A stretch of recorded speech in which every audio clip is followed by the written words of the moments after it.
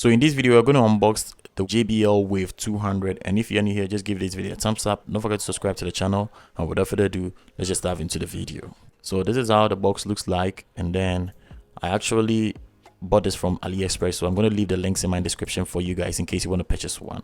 So let's see how everything is in here.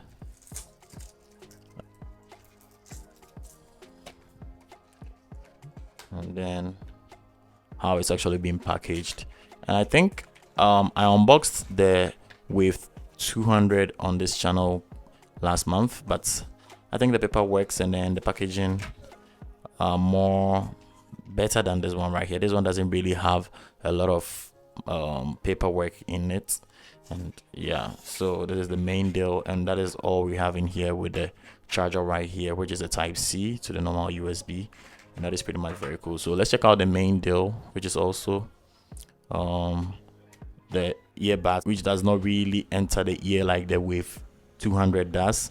So I think a lot of people are going to like this one, even though the other one is pretty much very cool. But I've tried this out and I've tried the other one out, and I'm actually going to make a comparison video for you guys in case you want to know the ones which works perfectly or the one which lasts very long than the other. I'm actually going to make a separate video for it. So this one right here can last up to 26 hours, and then when you charge it, it's 6 hours before this one can die right here.